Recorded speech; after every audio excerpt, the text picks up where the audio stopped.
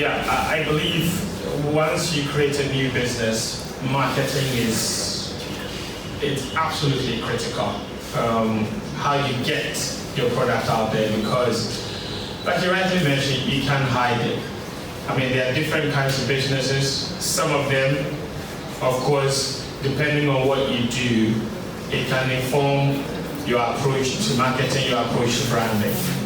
Now, esports is one of those that people can have the false idea that it has a natural market. It has a market, all right, but if you hide behind it, people are not just going to come into you. It's just as competitive as any other field. And I always tell everybody into esports that you have to approach esports like the normal sports market. It's huge with multiple disciplines that you have to contend with. The big advantage for esports, obviously, is that you also have other aspects of the sport that doesn't exist in traditional sports.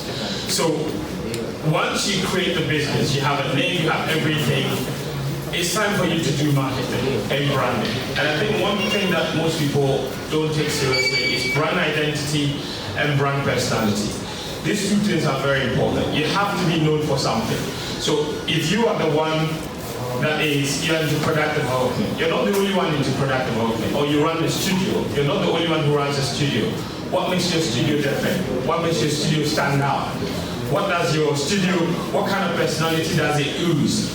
Does it look like a place where people can come and have fun? Or does it look like a place that stresses people? So that personality is important. You need to create it. And to create your brand personality, you need to ask yourself a few questions. Who are we? What do we stand for? What do we want the people that come here to take from this place? If you can answer all those questions, you can have a brand personality. Going into the marketing, there's something called the 4 P's of marketing. Your product, the price, your promotion. So these are all very important. So what's the product that you're selling? What are you selling to the people? What price are you putting on it? What kind of promotions are you running? So one of the things that I really want to focus on is this. And when it comes to the promotional aspect, I think it's very essential that most people understand that esports, even though it's such a massive industry, as of 2020 was estimated at about 1.4 billion. By 2029, it's an industry that should run into 5 billion. It's a lot of money. It is still, it's more developed in other aspects, in other markets than it is here. It is very important that you recognize where you find yourself in the market. In Ghana, there is still a perception issue when it comes to esports. And this has to be addressed. There are how many parents would be more than happy to go and buy their kid a game? Usually they see you playing a game, the perception is that you're not a serious kid. But we know that people in esports are making millions and millions of dollars. Our parents don't know that yet. So think about it this way, that esports is at a time that football was back in the 80s, where if you came from school and you went to play football, your mother would come and look for you at the playground and slap you. That's where esports is now. If you come from school, you go to play a game, your parents will look for you and they will slap you. So it's essential for us to look at it from that marketing perspective and change the communication. So if you build a studio, you have to be able to communicate and make parents understand that this is an opportunity and not a waste of time. So it's essential. So they have to see that there are opportunities for their children. So find role models, provide it, bring the parents in, talk to them, even go to the schools, make them understand, show them what the future looks like with esports, because right now nobody calls esports. In fact, it's so developed that we no longer call esports people gamers. In the professional sports world, they call them e-athletes. So it is a sport. And right now, last year, the Commonwealth Games, it was a sport that was played by teams. The International Olympic Committee is organizing a 4-day event in Singapore. So it is a massive opportunity. So I think communication is essential, and once the way you communicate is to try and get parents and get people to understand that it is not a waste of time, that it's an opportunity for people to actually get careers out of it. Who's actually going and getting authentic sound bites or authentic language? You understand? When you are playing the video game and those symbols come on the screen, it's a make-believe symbol. We have real symbols. That means something. I can show somebody a symbol in this room and we all understand what it means. But it's valueless to us. But we are playing the Xbox, we are playing PS, some symbol can go tell you also this will help something. Why you go learn that for? It's a mindset shift. We need to look around us and realize that we have all the raw materials. If you brought ESports here or you brought Activision here right now and said, you know what, take Akpaloo, take Ofanochi and Yas as well. These three characters, give me an epic. With these three characters, all player, chapter 1, chapter 2, chapter 3. The way we will rush by them, the thing we will see on YouTube or the trailer, the goosebumps you will get. Why are we not doing that? So I talk to a lot of developers, a lot of young guys, I want to do a game like that. I'm like, bro, China man do this already. White man do this already. They did EOS. The first video game I had was in like 1990, I don't know. 91, 1990, like Master System 2. Right? I had to get Sega's first console of the Master System, and then they had the Master System 2. Before they had the Mega Drive, and then they had the Genesis CD, then Saturn. They'll get me a Master System and Mortal Kombat. Bro, I was on the dentist line. Come on down, bro, we'll go. You understand? That's how serious an impactful game is to kids. So imagine if that game can tell a story, instill pride in them. Now they're not bragging about God of War. Nobody cares about Sub-Zero and Scorpion. Everybody cares about things that are of real value to us. In our culture, do you have problem promoting this?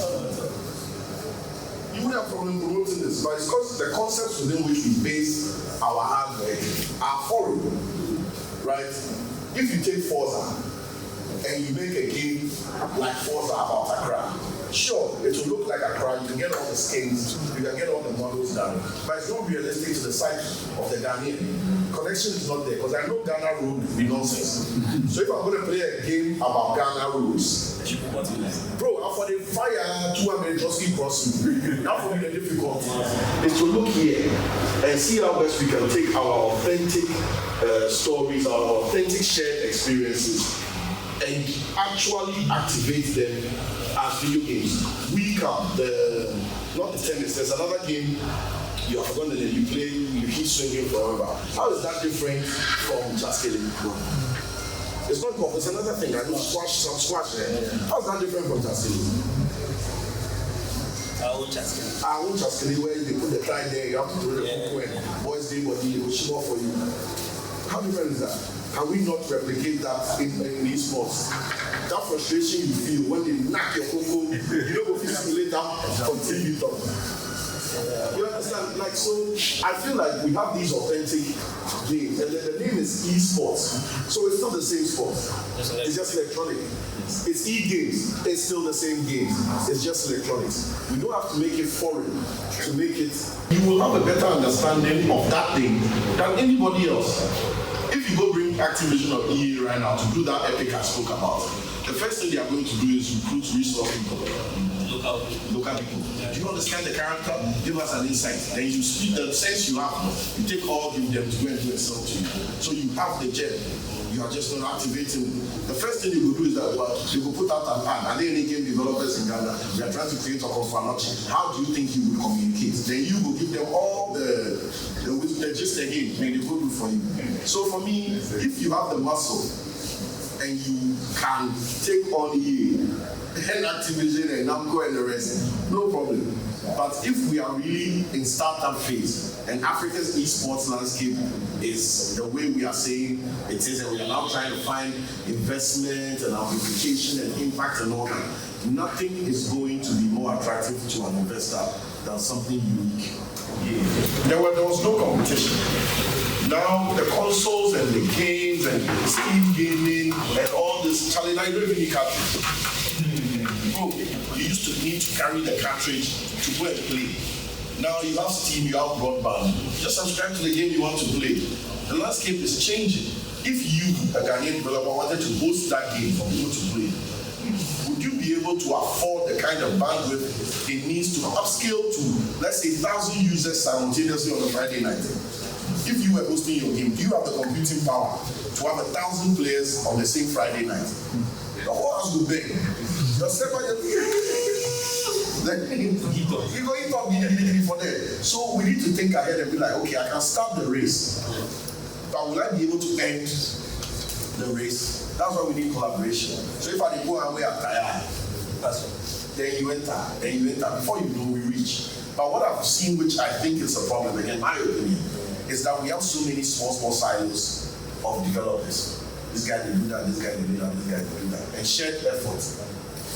It's not the best when you are trying to make a massive impact, right? Thunder clap with a child. When we clap, but hey, what that? Then they look at us. Then from there, when we have the spotlight, our individual uniqueness will sell us. That's honestly what I think, you know.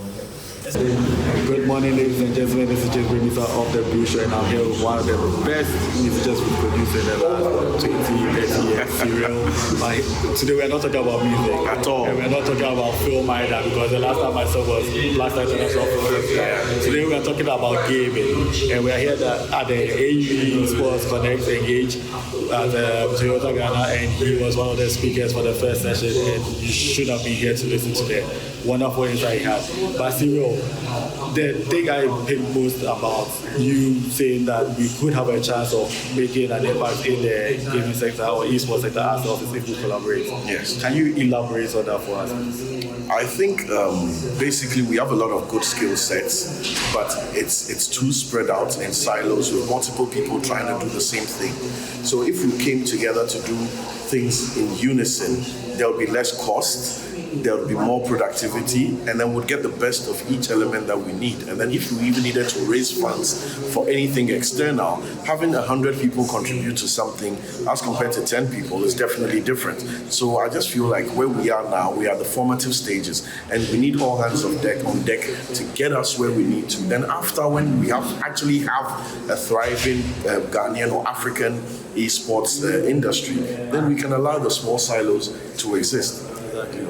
And now me bringing music back into this conversation, I know how a lot of musicians have enjoyed a huge commercial stream or increase in revenue through their making their works available for gaming agencies to use their sounds. Could we see Ghanaian musicians benefiting from that in the not too distant future? Yes, that again speaks to the point I was raising about creating content that is homegrown and content that has relevance to us. If you produce a game that has to center on African values or whatever, you are not going to take a Japanese artist for your sound scoring or your background music or your theme music.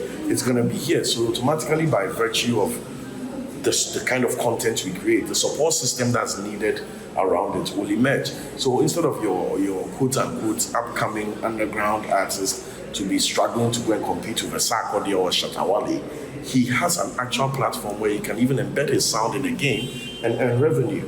And that would be a big plus to the industry. So I think it's definitely something that we can do. Sure. And with regards to the organization of this esports Connect or Engage that we had, any message to any other person who might want to proceed in a venture like this? Yeah, I think it's totally worth it. I think these are the conversations and the events that we need to have to show the world that, you know, this is actually not just a facade. It's something that's actually happening, and people come out here and we come out to get results. And a big thanks to a massive global brand like Toyota Ghana, to be giving us their space to do this, because it speaks a lot to the faith they have in esports and to the players in the esports industry. My final question. You're a FIFA player. Yes. And ESports and FIFA are split with FIFA 23 being the last game. So are you likely to go the EA venture, or are you likely to go the FIFA venture when both games are released? I think I'll go to EA, because EA understand what they've been doing for so long. Unless FIFA is going to hire guys from EA, it might be different. But then again, different is not always bad. Maybe they're going to come with some insights that the EA guys didn't have. So let's see. Cyril, once again, Thank you very much.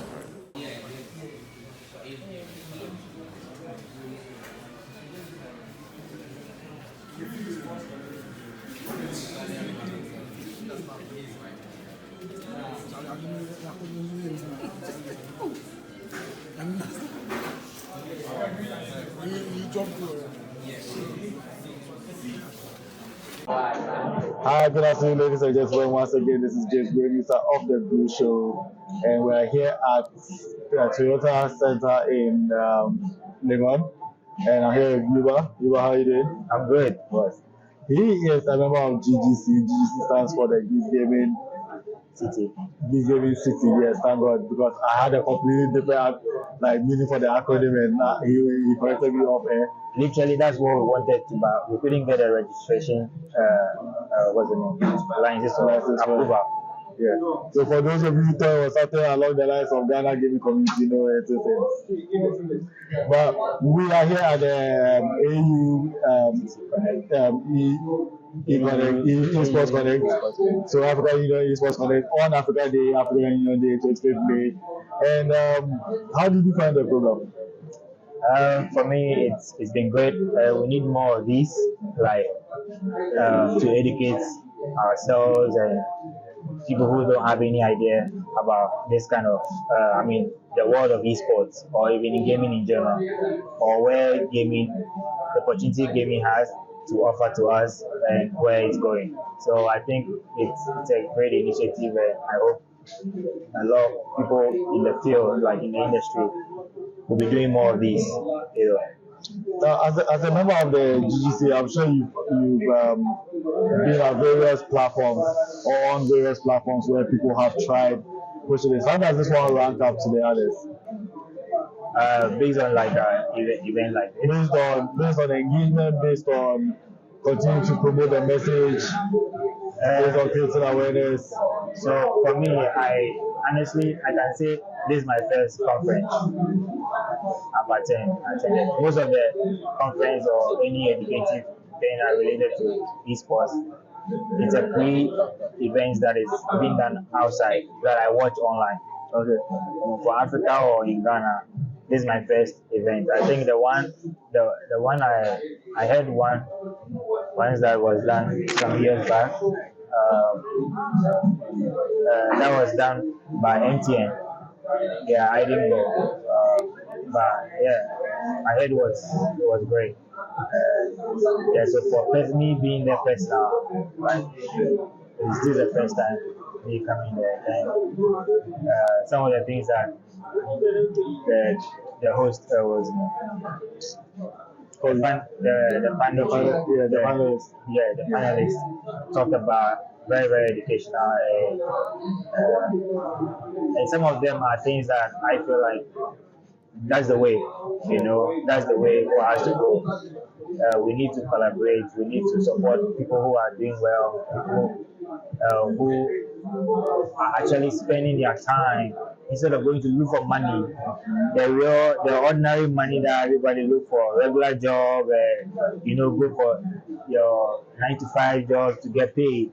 They rather want to stick to these esports that it doesn't really have a formula yet. Yeah. But based on our love for it, we are doing our best to fine tune and see how we can also pave way for people, coming the next generation, to be able to leverage on whatever we are doing. Yeah. And how does it rank up in terms of matching your expectations? On a normal day, this is Wednesday. It's Thursday. Yeah. It's a working day. Yeah. And for me to see people from their work, other walk of life to come and gather here, it's amazing. And I could say whoever, like the ESports Africa. Yeah. The team has really done well, able to explain, able to educate the people come in or explain the idea for them to have interest to come here and share their thoughts to educate all like ourselves in this area. It's amazing. It's amazing. And I hope going forward people will come in numbers just like this, to support whatever we do. That's what the gaming community actually needs. Numbers. Yeah, numbers. And through that we will support each other to push, because that's how it works. So with the YouTube channel as well, for those who haven't seen it, you need to check it out. Not only do they like go into detail with games, but they let you see all the love and the emotions that go into gaming. There was one particular video I watched that was just before the World Cup, and then we were at the quarterfinal stage, or they were at the quarterfinal stage. I wasn't part, unfortunately for me. And you should see the banter that went along. The bagger, right? Charlie, and how did you guys come up with the concept for such a brilliant channel?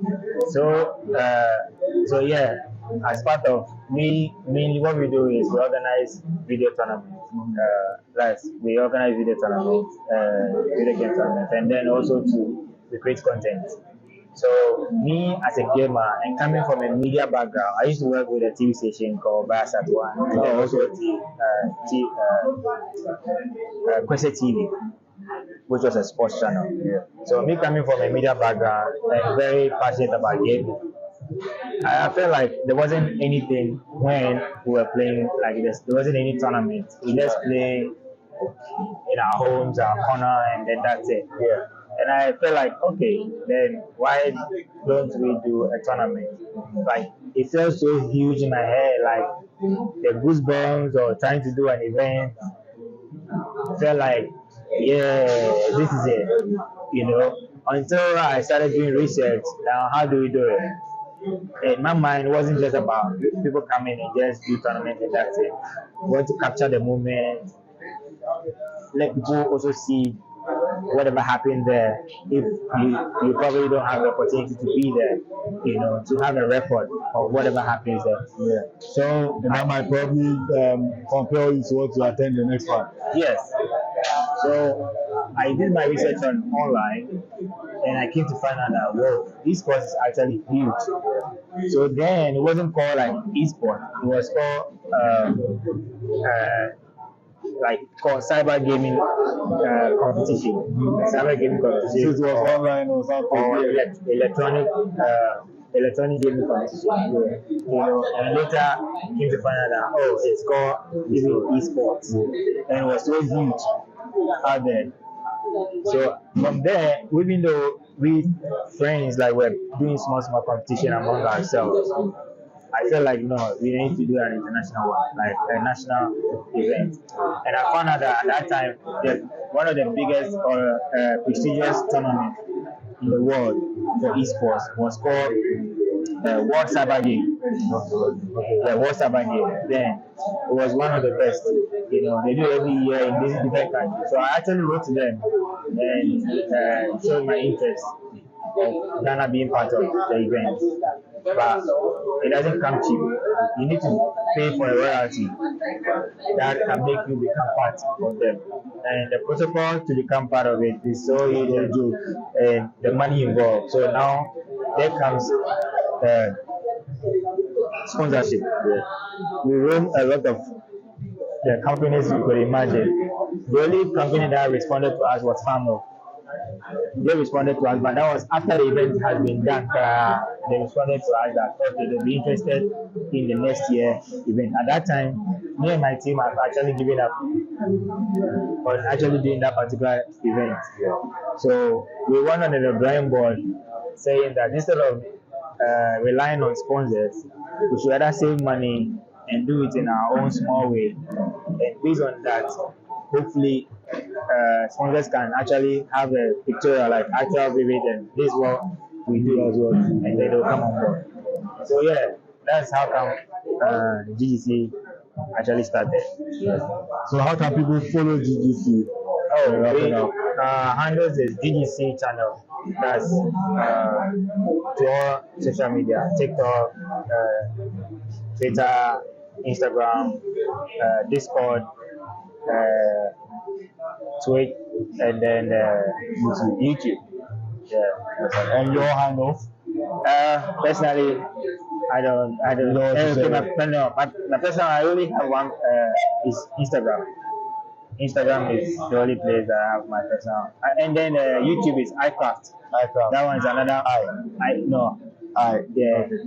iCraft project. That's where like my production aspect comes in. I do documentaries and do other production, commercial and stuff. But for the gaming aspect, GDC channel, that's where when it comes to social media, that's where my focus is. Charlie, it's been a pleasure having you on the Brew show, and we're definitely going to do some more gaming content very soon. For sure. We might even have a battle. I mean, people to stay there. You try for your side. Oh yeah. Yeah. I mean, so if you don't mind, I mean, you better like Charlie. Yeah. I mean, you guys will like what's up. FIFA 23, GGC versus the Brew show. Let's make it happen. Hey, Charlie. The guy that scored, like, you don't see the guy, I don't know. The fire way he slept for himself. They score me, I don't see the video. That's what I go tell you. If they prepare food for party where you know go be witness. Charlie. Alright, let's make it happen. Ask some guy, they call him Igor. He owns a gaming center at Weja. West is more. Yeah, I don't know for Plus FM, so yeah, Madagascar. that's Igor. Oh wow, small world. Ask him. He owns a place. Ask him, say what I do to him. Charlie, I think I do suya, kebab, where I share giving people. In South Korea, as he dies, in ghost, I don't give him one food stick. I come on one piece of the steak. Yeah, one small meal on the steak. I take give away chop. So it is what it is. It is what it is. See.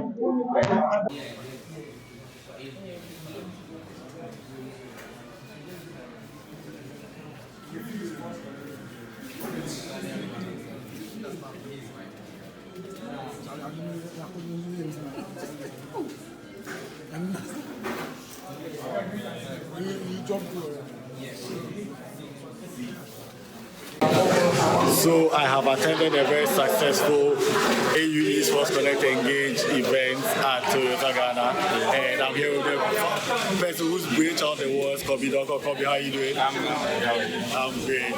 So Kobby has a gaming brand, and it's ESports Africa News, and ESports Africa tournament. So it's two. ESports Africa News and ESports Africa tournament. Yeah. And what compelled you to do this? First of all, for the gaming community, and second of all, on African Union Day. Well, so we wanted a way for gamers or those in the esports space to be able to connect to themselves. So I'm sure from all the community you've seen, it's a hybrid event. So there's an opportunity for those online to connect and for those in person to also connect. So we created this as a way of being, tied into the AUD where Africa was able to unionize itself or become a union, and tie in that and just, drive the whole idea of coming together, connecting, collaborating, and going. And is this the first edition? This is the first in person. Yes, this is the first in person. But we've been doing things as part of the entire AUEsports Connect franchise. So we've been organizing tournaments, organizing workshops and seminars. But this is the first in-person event for people to connect.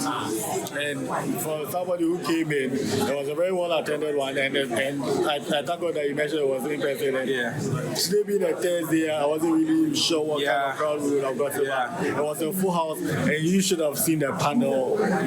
Two panels. So the different people they got on stage to give us tips, advice, encouragement, all the works. And Charlie, big ups. Thank you so much. I mean, we're actually kind of skeptical putting it on a Thursday, seeing as AU Day is no longer a holiday in Ghana, but we are just grateful that people showed up and they showed a lot of love. We're so grateful. Thank you to everyone who has been a part of this, and we got support from obviously ESports Africa News has support because it's from me, but we also got support from Fit Gamer, GGC, Africa Games Week, Kokai, Toyota Ghana themselves, and a few other people, and we are grateful to everyone who has supported us and contributed to the success of this event.